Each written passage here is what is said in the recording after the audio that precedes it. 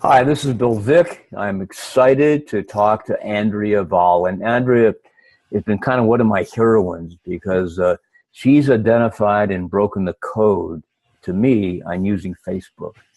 And she's going to help us collectively, recruiters, because that's our primary audience here, understand how to really use Facebook, what advertising means and how it works, how groups work, how profiles work, how it can work to help good recruiters become better recruiters. So Andrea, thank you for joining us. Awesome. So glad to be here, Bill. Why don't we kind of start out with a kind of an introduction for you to our audience, and that is what do you do and who are you? And that kind of a 20,000 foot view, because you've done so many things. You know, you got the book out, Facebook for Dummies, and I consider that book written for me because I am, in fact, a dummy. Yeah. I always feel it's a little insulting because we don't know what we don't know, right? We're all beginners at some point, but yeah. So it's Facebook marketing, all in one for dummies. I've written co-authored 3 editions of that, and each time it's like writing a brand new book because Facebook changes so often. But yeah, we focus on the marketing aspect, how to use pages, groups, where does your profile fit in, advertising, all the aspects of how you can use it for business purposes. Mm-hmm. And then I've been blogging for about 8 or coming up to 9 years, and I started my blog as one of my I did improv comedy for a long time, so I decided to bring in a little humor into my blog, and I started my blog as Grandma Mary, social media edutainer. So that's been fun. And then I also do stand-up comedy, so that's fun too. Wow. Well, you seem to be a funny person, so that's good. You got to be funny if you're hanging out on Facebook all day. You got to have a sense of humor. Well, most of us get Facebook as our candy, if you will. And since you're working it all day long, you must have other candy or treats. I try and remain focused, although it's challenging. Well, talk a little bit about Facebook as far as it applies to small businesses, particularly recruiting, and how they might approach Facebook and use it in their business to find candidates, to find clients, to build their brand, all the things any small business might do. Yeah, Facebook is really where it's at with how many people are participating there. I mean, it's just far outweighs the participation of any other social platform. I think it's like up to 1.4 billion or something crazy right now. And it really is where a lot of people are hanging out. I know traditionally, recruiters have probably focused more on LinkedIn, which makes sense, but Facebook is kind of adding some cool things into the targeting of Facebook ads where you can target by job title. You can really get specific in your targeting to reach people who really might be interested in your niche or your particular, job in this case. And it's really got some great features. The search is not quite as good as LinkedIn in terms of what it turns up, but you can, use search functions to find groups, to find pages where people might be hanging out. And then I think kind of connecting, just using it to connect to your potential customers, to people who might be interested in the types of jobs you might be looking for. It's great for referrals. People are always tagging each other in posts that they see. So even if you're not connected to your perfect candidate, there could be someone else who knows of someone searching for that. They'll tag them in that post to draw attention to it. So it's a great networking tool. Mm-hmm. I think a lot of people feel when they think about Facebook and advertising, and I'm talking about job posting, it becomes prohibitively expensive. Is it? Yeah, Facebook is one of the cheapest places to advertise online when you're looking at the social sites. So I've tested, Pinterest, LinkedIn, Instagram is also fairly affordable, but probably you're going to want to be focusing on Facebook since there's going to be a little more text that you can have in the ad that's a little more visible. But Instagram is a great potential place to advertise as well. But I found it to be really one of the better social sites to advertise on in terms of cost per click. So it's not prohibitively, that's a tough word to say, expensive at all. Give me an example. You mentioned you can have a job title in the subject line of your ad. And some of the better ads are using video and graphics now, as well as not just text. Yeah. How do you approach that? Well, you can definitely use text and image to help you draw attention to your ad, to kind of attract people who are familiar with that particular industry. So, for example, I have a client who I run ads for who wants to attract people who own plumbing businesses. So, not only do we target that ad by job title, CEO, and people who are interested in plumbing or have kind of plumbing keywords in their profile, but we also use images and text to help them see, hey, plumbers, or do you own a plumbing business, or things like that can really stop people in their tracks. Because what you're really looking for is people are consuming Facebook ads or their Facebook news feed, where they're scrolling through real quickly, and you have just a split second to attract them with something they're familiar with an image, with some text that speaks to them particularly. So there's a lot of great things you can do to catch your perfect market's eye, and I love the fact that you can target by job title. You can put that in the keywords. You want to reach people who have that current job title. How easy is it to use video on Facebook ads? Yeah, Facebook video is really becoming huge. It's easy to use in all the different types of ads you can run, because you can select different objectives you have with an ad. You could try and get more video views, for example, or you could try and drive more traffic to a site, for example. And in either case, you can use a video as the creative part of that ad. So they're just different objectives with a different optimization. And one thing to keep in mind if you are using video ads is that 85% of the people listen or watch videos with the sound off. That's really huge. Yes. Really? So you want to make sure that your ad has subtitles or is something that's very easy to consume and understand without the subtitles. If it's a visual story, for example, then that's okay. But if you need subtitles in there, or you can create a slideshow video where you're using 10 different images and they each can have text on them. That's an easier way to create very simple video that has some text on it, but is still catching people's eye with the movement.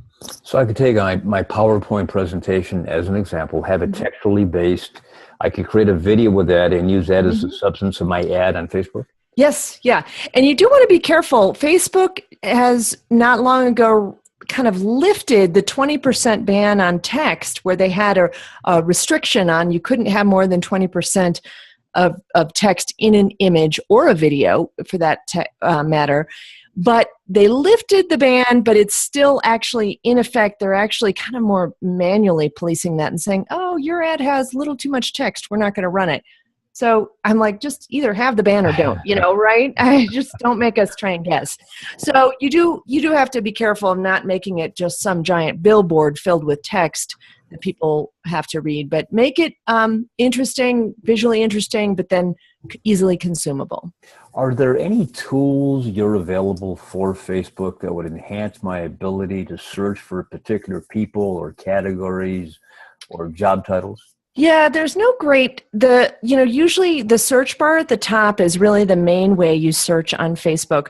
Sometimes what I do is I do use Google to search through Facebook by putting in the keyword Facebook along with whatever keywords I'm adding in to search for. That sometimes helps me find pages that Facebook doesn't come up with easily. The search is a little bit bad on Facebook, but you can also put in some keywords, and then you can filter those results by things like groups or pages or people or posts. So you can kind of filter your results a little bit, but it's kind of not the greatest search. Is there a way to search explicitly in groups? Example, I'm going to take your plumber example. I assume there's groups out there for plumbers. There seems to be groups for everything. Can I go to that group for plumbers and look specifically for certain people or categories or job titles? Yeah, so it does depend a little bit on how the group is set up. Groups can be open, closed, or private, or secret, really, is what that's called. So open or closed groups which are you have to apply to be a member of that group. Not apply, but you request to join, and then the admin approves you. An open group, anyone can join, but in either of those two cases, you can see the members of that group. So you can see, who's a member, and maybe, see if they're... Knock on their door. Yeah. And you do have to be a little bit careful of sending unsolicited messages. If you send too many, Facebook will kind of throttle your account, restrict it, and maybe lock it down a little bit. So you have to kind of, tread lightly and not just try and go out and send out 300 messages to people you don't know without connecting with. Is that the number, roughly 300? No, I actually made that up. There really is no way to tell, unfortunately. And sometimes it seems like Facebook is stricter than other times. Like I've heard of people being able to send out lots of messages, and then get kind of the hand slap. Other people, it seems like they have a shorter leash for some reason, and and sometimes it varies by time. Sometimes I hear more often that people are like, I just tried to send out 2 messages and Facebook, locked down my account for some reason. So there really is no, hard and fast number. Just be wary of sending out too many messages. And Mary, I know there's people listening to this that I said Mary, I'm sorry, Andrea. That's all right. Apologize. I know people call me Grandma Mary. I don't know what you call me. Grandma Mary, I'm sorry. There's a lot of I think recruiters out there today in small businesses that are going to say, hey, great, but this is kind of complex. How do I do this stuff? Do you work with people on that kind of a basis? Do you have a business that does that? Yeah, I do consulting, and also, I blog a lot about ways to connect with, for small businesses. So I have a lot of information on my blog. I have a lot of information about Facebook ads. I also have a full Facebook ads course that really teaches people how to get leads from Facebook, how to drive traffic to your website, how to use it the right way and set up ads that get results. Right. Well, I'll make sure to include links along with this video as we distribute it that bring people back to those resources, because it sounds like a great tool. Mm-hmm. I know I consider myself, kind of on top of the curve, but Facebook has been it changes every 20 Oh, it does. It does. And it's hard to, it makes it challenging to keep up for anyone, even me. Sometimes I'm like, no, wait, stop. Well, you're also in a unique position because you have kind of a vision of what's coming around the corner in Facebook. Do you see anything happening there that might be a benefit to recruiters? Yeah, I think really one of the things that's changing and is a little bit more interesting is how people are connecting with other people. I think that's really, the pages are becoming a little bit more challenging. I think people are participating in more groups. And I think, it's a great opportunity to either start a group or be a part of a group that is in your industry, you're in your niche. Maybe it could be something around job search tips or things that are helpful to people that people can discuss and start that group and then be a resource for a lot of people and also use it to get new business. There's an example of a local insurance agent who started a local group just for this particular zip code I'm in. It's now grown to, I think, over 100,000 people, which is, or maybe it's not quite that big, but it's really large. And he is, kind of the founder of it. So, he is very visible in that way and is also careful to make sure it's a valuable resource so people don't leave. So that's what you have to always be aware of with anything on social media, is just not be too salesy, make sure you're delivering some valuable information to people. And then, you can really win business and get connected to people who are interested in doing business with you. Well, one side of the equation that we haven't talked about, just a couple questions on it, is that, we understand as recruiters, there's candidates and there's clients, and probably the focus of much of my audience is in finding people, candidates. However, there's another part which is being found and branding. Mm-hmm. Facebook, as you see it, play into the branding equation and the ability to be found.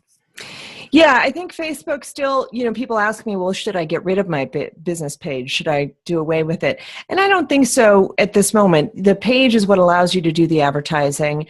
It still does help in branding, branding your business part of you. I think that it using things that are now available, things that are becoming more important, like video, like, just standing out from the crowd and kind of being a leader on social media can help you brand. So I think it's a good thing. And I think that there's lots of good tools within Facebook pages that help you showcase your things like reviews, things like posts that people have posted on your page about your business that can help show a potential client that you are a good person to work with.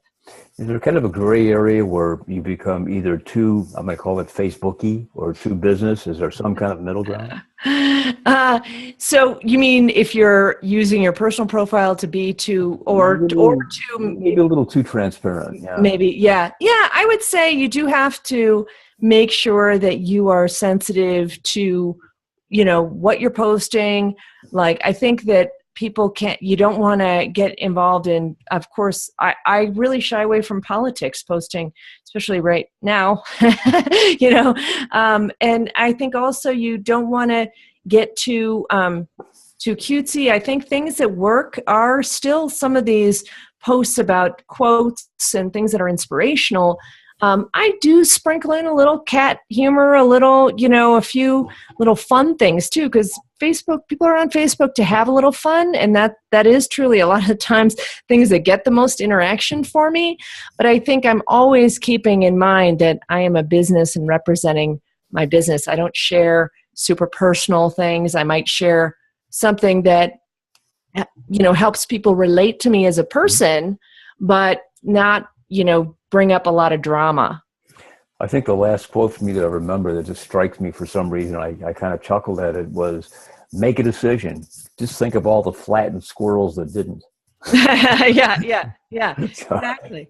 But that's kind of it's cute, and it's humorous, and it's funny, but it's also reveals your sense of humor. Yeah. But it's something to remember, and it's got a nice, maybe nice, but it's got a good message. Yeah, right, exactly. Exactly. Well, Andrea, I have to say thank you so much. It's been great talking to you. So nice to talk to you and get some insights and information. And you've been just charming, really, really wonderful. I want to thank you. Oh, it's wonderful. It's been great to talk to you. Thanks for having me.